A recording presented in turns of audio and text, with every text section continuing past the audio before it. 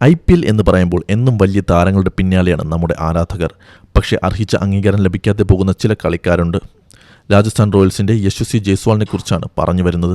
ഈ സീസണിൽ മികച്ച പ്രകടനം നടത്തിയിട്ടും ആരും ജയ്സ്വാളിനെ കുറിച്ച് സംസാരിക്കുന്നില്ല എന്നാണ് ക്രിക്കറ്റ് കമന്റേറ്ററായ ആകാശ് ചോപ്ര പറയുന്നത്. 9 മത്സരങ്ങളിൽ നിന്ന് 306 റൺസ് ജയ്സ്വാൾ ഇതിനോടകം നേടിക്കഴിഞ്ഞു.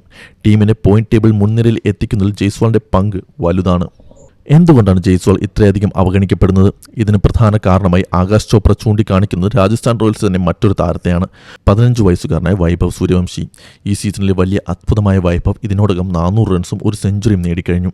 238 മുകളിലാണ് ഈ പയ്യന്റെ സ്ട്രൈക്ക് റേറ്റ്. സ്വാഭാവികമായും മാധ്യമങ്ങളും ആരാധകരും ഈ അത്ഭുത ബാലന്റെ പിന്നാലെ പോയി. ഇതിനിടയിൽ ജയ്സ്വാളിന്റെ സ്ഥിരതയാർന്ന പ്രകടനം പലരും ശ്രദ്ധിക്കാതെ പോയി എന്നതാണ് സത്യം.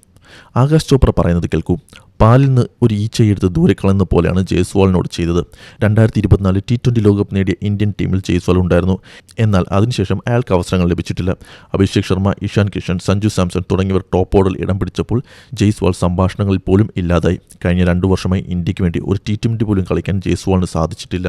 കഴിഞ്ഞ 3 വർഷത്തെ ജയ്സ്വാളിന്റെ IPL കണക്കുകൾ നോക്കിയാൽ നമുക്ക് മനസ്സിലാകും അയാൾ എത്രത്തോളം മികച്ച രീതിയിലാണ് ബാറ്റ് ചെയ്യുന്നത് എന്ന്.